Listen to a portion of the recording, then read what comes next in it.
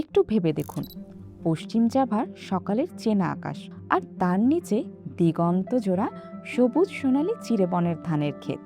একসময় এমন রূপেই সেজে থাকত ইন্দোনেশিয়ার এই প্রধান চাল উৎপাদনকারী অঞ্চলটি।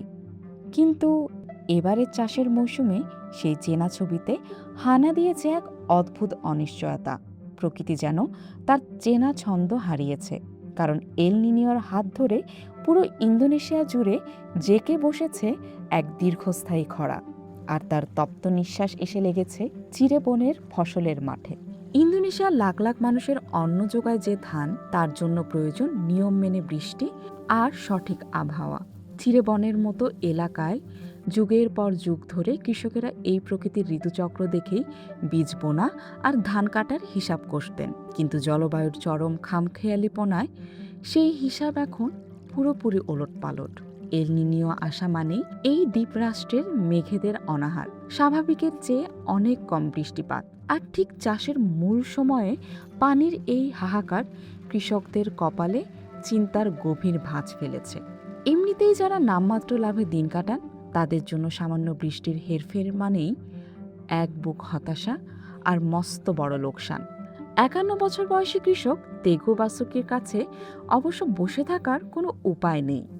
গত ২ দশক ধরে মাটি কামড়ে পড়ে থাকা এই কৃষকের স্পষ্ট কথা, টিকে থাকতে হলে লড়াই করতেই হবে, খরচ আর খাটুনি যতই বাড়ুক না কেন। চাষ করে আমাদের পেট চলে, তাই মানিয়ে নেওয়া ছাড়া গতি নেই। খাল বিলের পানি এখন আর আগের মতো পাওয়া যায় না, তাই মাঠ বাঁচাতে এখন মাটির তলার পানি তোলার পাম্প ব্যবহার করছি।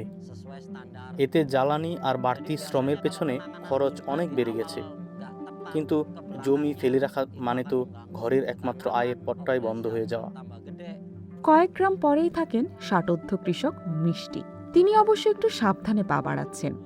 তীব্র গরম আর পানির অভাব দেখে তিনি এবার তৃতীয়বারের মতো ধান চাষ করার ঝুঁকি নিতে নারাজ।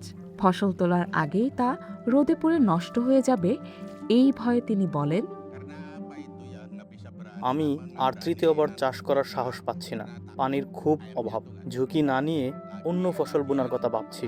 আসলে ভাগ্যের উপর ছেড়ে দিয়েছি সবকিছু। আমরা এসবে অভ্যস্ত হয়ে গেছি, তাই যেমন চলছে চলুক, কপালে যা আছে পরে দেখা যাবে।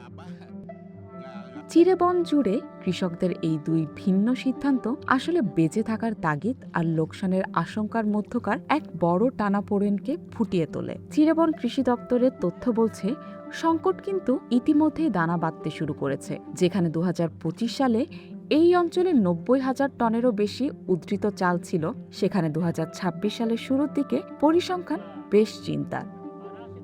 জানুয়ারি থেকে এপ্রিল পর্যন্ত এখানে চাল উৎপাদন হয়েছে প্রায় ৮৯,৬৩৩ টন, অথচ এই সময়ে চাহিদাই ছিল ৯১,৭২৪ টন, অর্থাৎ ২,০৯১ টন চালের ঘাটতি দেখা দিয়েছে।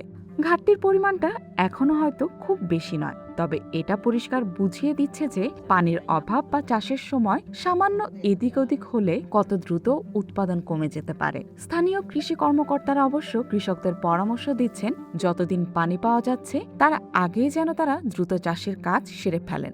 যদিও অনেক এলাকায় পানির যোগান এতটাই কম যে নতুন করে চাষ শুরু করাটাই এখন অসম্ভব হয়ে দাঁড়িয়েছে।